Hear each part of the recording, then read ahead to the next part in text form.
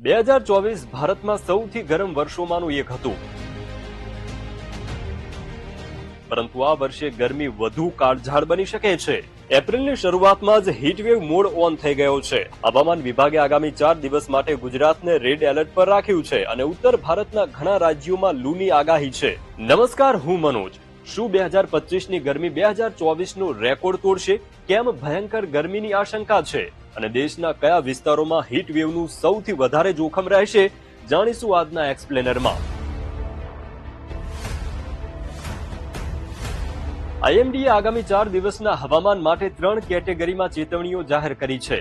ગુજરાતમાં red alert, Rajasthan માટે orange alert અને હિમાચલ પ્રદેશ, હરિયાણા, પંજાબ, દિલ્હી, પશ્ચિમ ઉત્તર પ્રદેશ અને મધ્યપ્રદેશમાં યલો એલર્ટ અપાયું છે. પરંતુ હીટવેવ ખરેખર શું છે અને ઉનાળામાં તેની આટલી ચર્ચા કેમ થાય છે? જ્યારે કોઈ પણ વિસ્તારમાં તાપમાન સામાન્ય કરતા 5 ડિગ્રી સેલ્સિયસ વધારે હોય ત્યારે તેને હીટવેવ માનવામાં આવે છે. આઈએમડી અનુસાર દેશમાં સામાન્ય રીતે ગરમીનું મોજું ત્યારે આવે છે જ્યારે મેદાની વિસ્તારોમાં તાપમાન 40 ડિગ્રી સેલ્સિયસ, દરિયાકાંઠાના વિસ્તારોમાં 37 ડિગ્રી સેલ્સિયસ અને પહાડી વિસ્તારોમાં 30 ડિગ્રી સેલ્સિયસ કે તેનાથી વધુ હોય છે. જ્યારે તાપમાન સામાન્ય કરતા 6.4 ડિગ્રી સેલ્સિયસ વધારે હોય છે ત્યારે તેને સિવિયર હીટવેવ કહેવાય છે.